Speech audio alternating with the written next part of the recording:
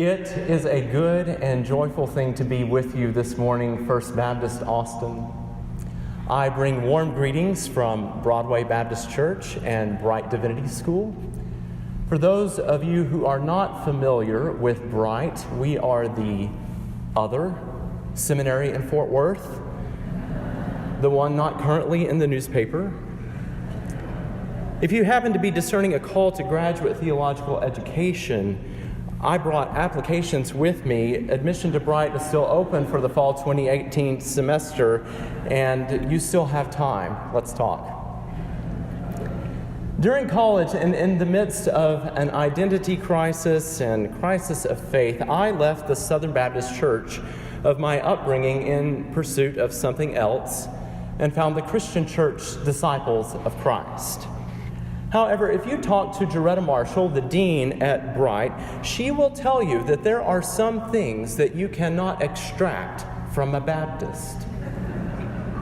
I still love the Baptist Faith and Message, the 1963 version. And those Baptist tenets brought me back home, this time to Broadway, almost 3 years ago. Your reputation, First Baptist Austin, has long preceded you. I have known of you for years, following, some might say stalking, you from afar.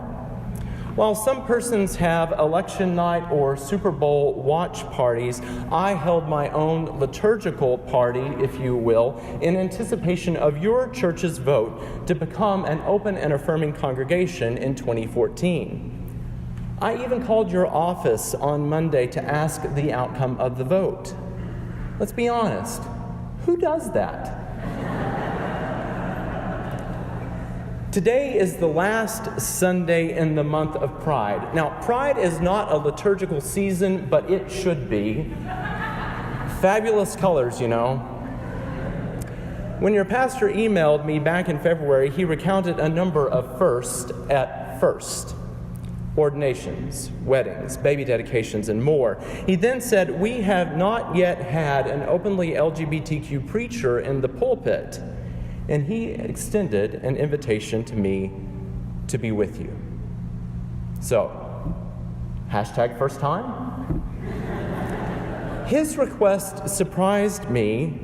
You're having to call Fort Worth to find a gay Baptist? I didn't think you could throw a rock in this city and not hit at least a few gay Baptists. But I digress. Preaching is a scandal. If you don't believe me, listen to last week's sermon from the Reverend Dr. Griff Martin. This past Sunday, Bud Kennedy posted Emma Platoff's article, which quoted your pastor and pictured your sanctuary. What a beginning to the series on David, king of the Israel frontier. And what a sermon to follow. But I digress. Before preaching my first sermon, my father provided these sage words of advice. If all else fails, read the story and sit down. Well, Griff read what is quite possibly the longest lectionary pericope in the 3-year cycle.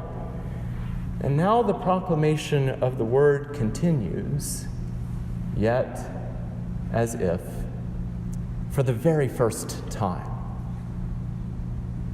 But first, may I pray with you?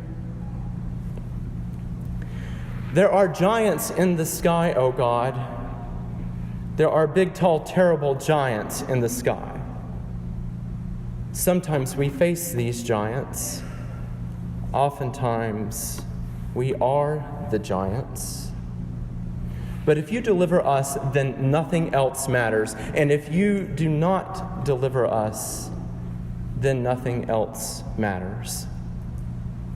Be with us, we pray, and give us the courage to say your name, the name that reveals and conceals, the name that gives both life and death, the name in which persons come to power and giants surrender. Amen. Now, the Philistines gathered their armies for battle. Already the stage is set, the tension is high. Our hearts race as we anticipate who will make the first move. Who will traverse the valley into the demilitarized zone and ignite the brewing conflict? With the voice of a referee from the Worldwide Wrestling Federation who stretches every vowel and uses rising and falling inflection, the unknown narrator motions to the left and announces, standing at 6 foot cubits in a span and weighing in at 450 pounds, Goliath of Gath. The Philistine army cheers, yelling their battle cry and beating their bronze-plated chest and stomping their ironclad feet. Like any wrestler on today's TV, Goliath emerges from an entryway, dwarfing every Philistine warrior and standing above the fog. Goliath's wrestling belts are more elaborate than Ventura's or Hogan's could ever be.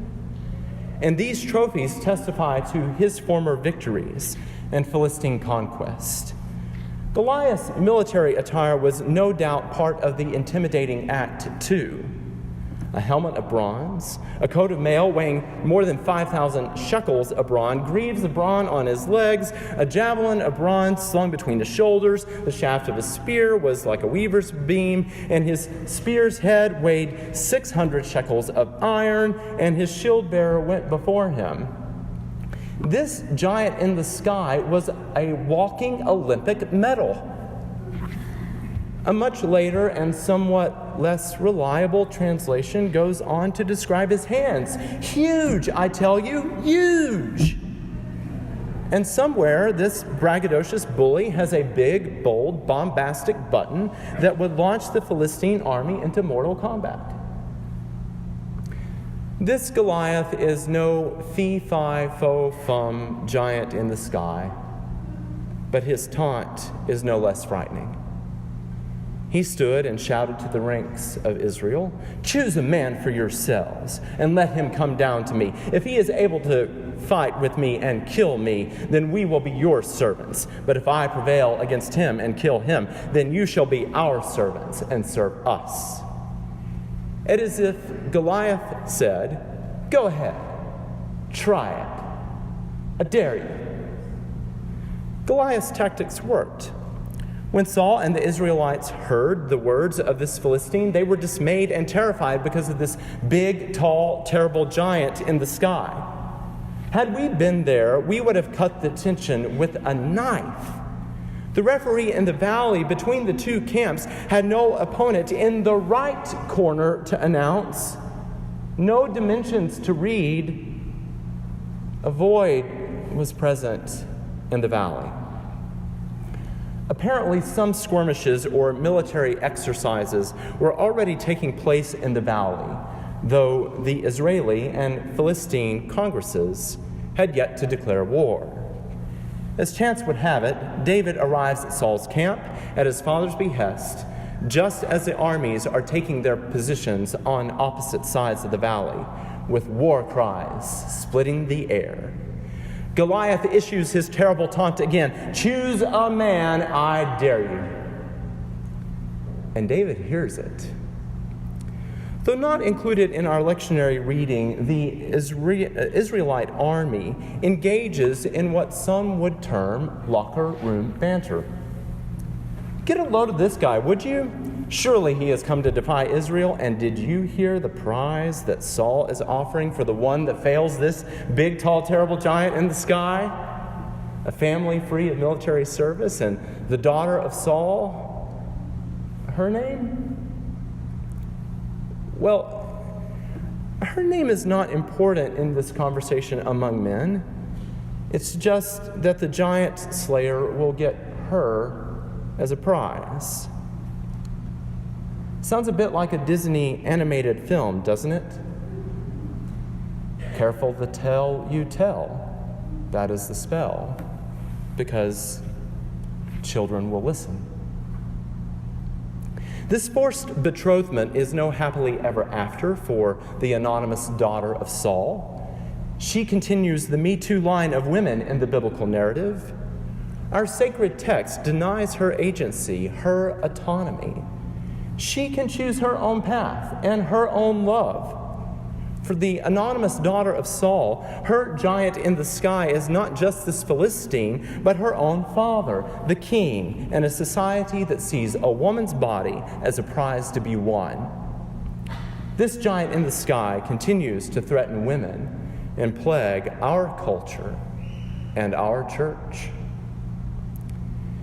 At the same time, Israel has also bought into the falsehood that the only way to deal with a brash bully, an enemy, is to end him, believing that killing the opponent will right the wrong and be salvific in some way.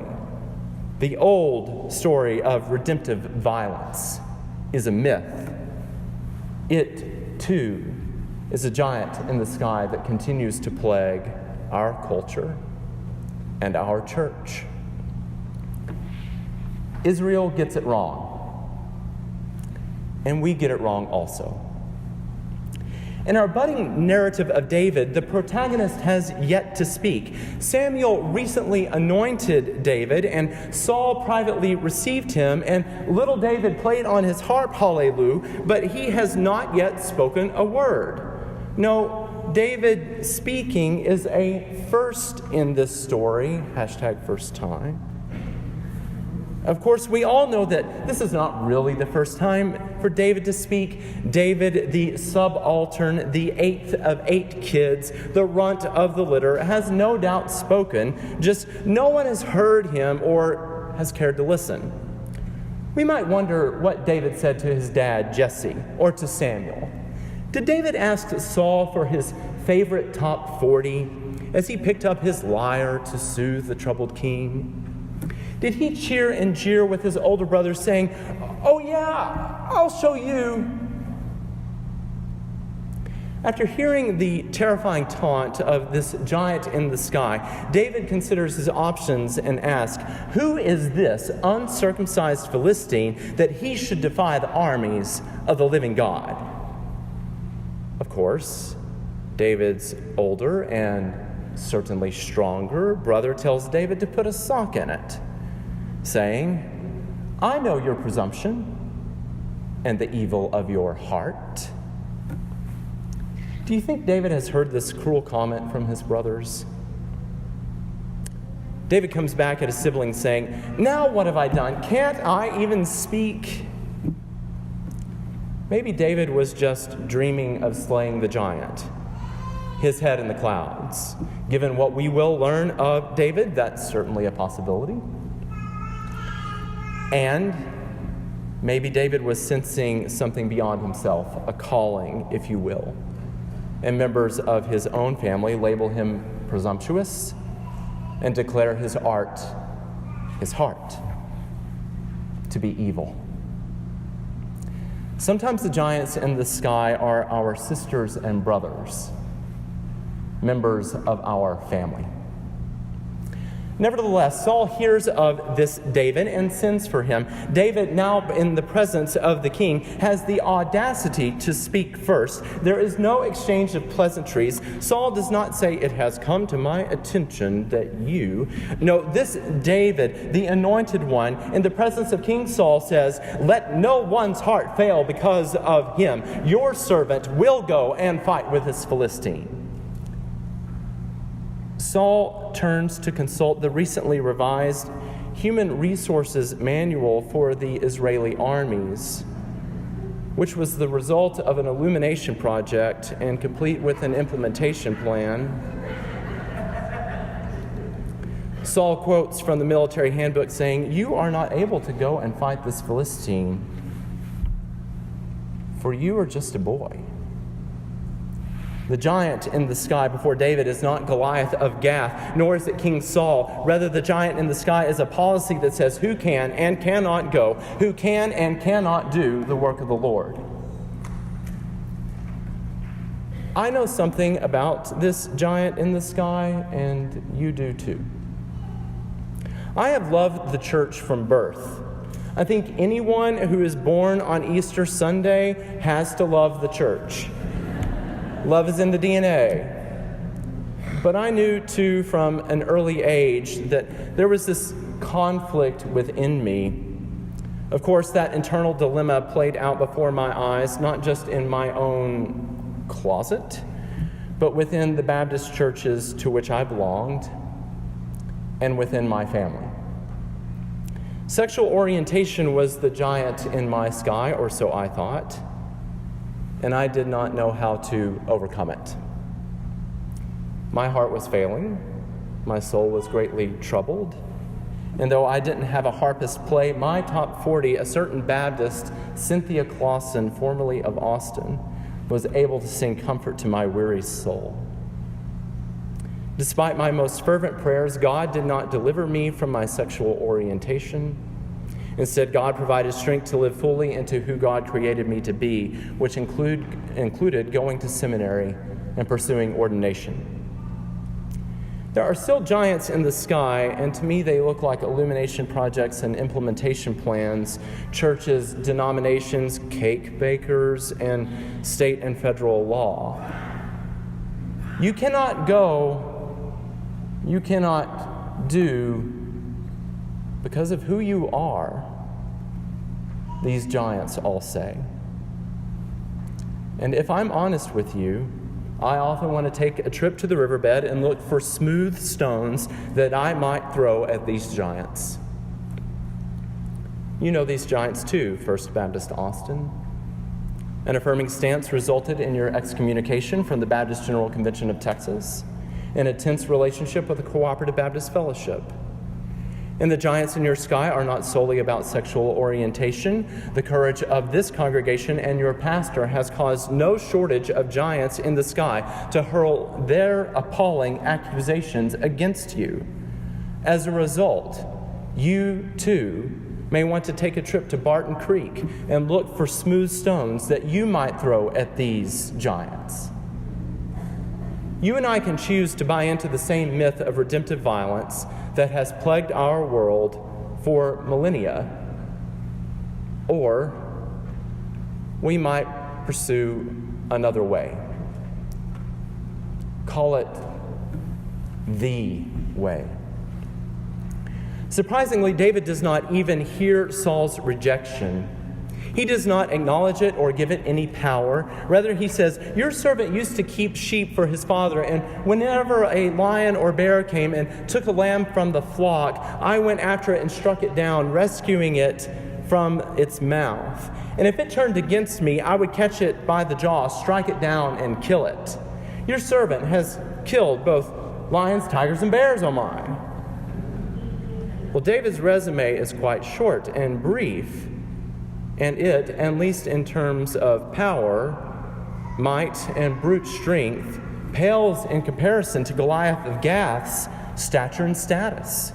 Imagine the referee finally announcing David, "And shepherd boy of 3 cubits minus a span, weighing in at 150 pounds, David of Jesse." The Israeli army would not be cheering as the Philistines did with Goliath. David's brothers would even say, "This won't end well."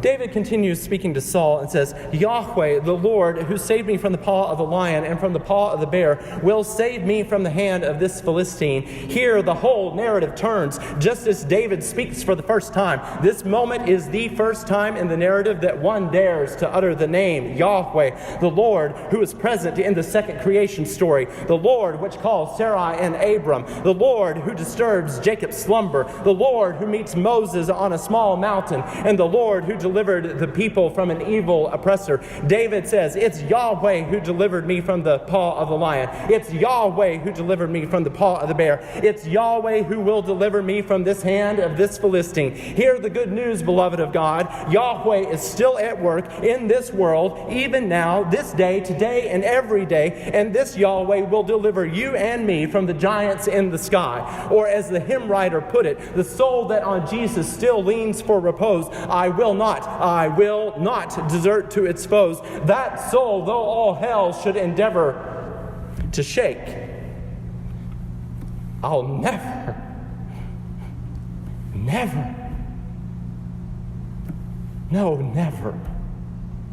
forsake. Smooth stones will not deliver. Yahweh, the Lord of hosts, always delivers. Immediately after David speaks the name of the Lord, Saul becomes liberated to claim the divine name too, saying, God, the Lord, Yahweh, be with you. Sometimes our proclamation of the divine name gives others the resolve to express faith again in the Holy One of old. Of course, old habits die hard. So Saul tries to outfit David in the finest military gear. Sometimes the lure of the familiar and our desire for safety and security make us retreat into the routine of military might. We think we can defeat the giants in the sky on the giant's own terms. Such encumbrances weigh us down. For David, he is immobilized not by fear and terror, but by armament. He cannot move.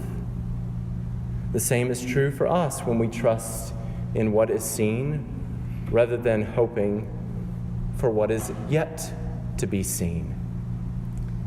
Confidence in the coming deliverance of Yahweh is a courageous conviction when we could otherwise choose to cover our cowardice with a coat of arms. Lightweight David meets heavyweight Goliath in the valley. Goliath resumes his raucous rant, laughing, "Am I a dog that you come to me with sticks?" And Goliath curses David by his gods. David answers, "You come to me with sword and spear and javelin, but I come to you in the name of Yahweh, the Lord of hosts, whom you have defied." Goliath has defied the Holy One of old, as giants in the sky always do. We live in a time in which giants defy the Holy One. When the implementation plan of the Illumination Project of the Cooperative Baptist Fellowship maligns God's lesbian, gay, bisexual, transgender, queer children, the CBF is defying Yahweh, the Lord of hosts. When 2,300 children are separated from their parents, we can be sure that we, us, the U.S., we are defying Yahweh, the Lord of hosts. When Antoine Rose, a 17-year-old African-American male, was shot in the back and killed by police in East Pittsburgh on Tuesday of this past week, we know that our systems of policing are defying Yahweh, the Lord of hosts. When the United States withdraws from the United Nations Human Rights Council, we are defying Yahweh, the Lord of hosts. A young David may be coming toward us, smooth stones and sling in hand, declaring, "You come to me with policy, military might, and sanctions, but I come to you in the name of Yahweh, the Lord of hosts, whom you and I have defied." We are the giants in another's sky. The story of David and Goliath has a violent end, one that I wish were not in Holy Writ. But just because David and Goliath's story ends in bloodshed does not mean that our narrative must do the same. Rather than picking up smooth stones in the wadi, we can bring gifts of grape and grain, build a bigger table, and extend an extravagant welcome without condition. And we can remove our helmets and our coat of arms, beating our swords into plowshares and our spears into pruning hooks. No more giants waging war. There are giants in the sky. There are big, tall, terrible giants in the sky. And Yahweh, the Lord of hosts, will deliver us from them and from being them. Amen.